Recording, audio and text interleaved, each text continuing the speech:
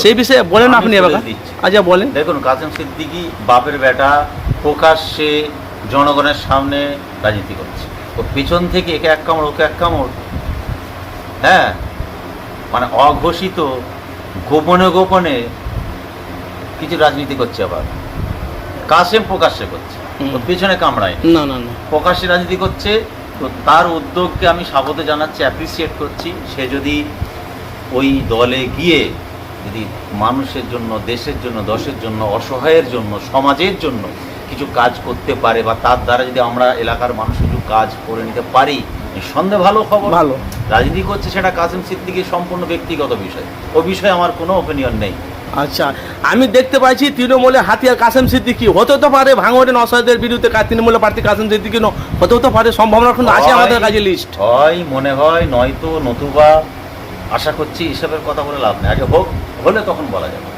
ওর বিরুদ্ধে দাঁড়ালেও যে যার জনগণ বিচার করবে, জনগণ কাজ দেখবে, ব্যবহার দেখবে, এই হচ্ছে কথা। তবে কাসেম সিদ্দিকী আসার পরে কটা কাজ হলো, তো হয়নি কেন বলছেন? হয়েছে। হসপিটালটা একদম শেষের দিক, খুব শীঘ্রই ওপেন হবে। আপনার মুসাফিরখানা কমপ্লিট হলো, এই সমস্ত জায়গায় সব সার্চিং হয়ে গেছে, খুব শীঘ্রই কাজ হবে। তারপরে আপনার এখানে ইয়েটা হবে, আপনার বাস স্ট্যান্ড হবে। আচ্ছা, পলিটেকনিক কলেজ, সেটাও দেখেছি, আমি নিজে সেখানে ছিলাম। জমি দেখে কাজ কমপ্লিট, মোটামুটি খুব তাড়াতাড়ি কাজ শুরু হবে। কাসেম সিদ্দিকীর মাধ্যমে কাজ হচ্ছে, আশা করছি আমরা, মানে গ্রিন সিগন্যাল দেখতে পাচ্ছি। আমরা আশা করছি কাসেম সিদ্দিকী আগামীতে আরো কিছু কাজ করবে। কিছু মানুষ বলছে বেলুন দিয়ে ফুল দিয়ে, মানে ফুলিয়ে রেখেছে, সময় হলে লিক করে দেবে, অনেক কিছু বলবে, অনেক কিছু বলবে। কথা হচ্ছে রেজাল্ট দেখতে হবে।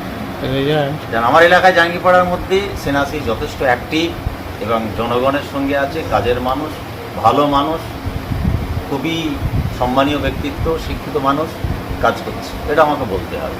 আমার এলাকা দেখলে, ঘুরে দেখলে বুঝতে পারবেন যে তৃণমূল তথা সেনাসির মাধ্যমে কিছু কাজ হয়েছে না হয়। কেউ যদি মুনাফিকি মিথ্যা কথা বলে, ওটা বলতে হবে না, কাজ করছে। জি।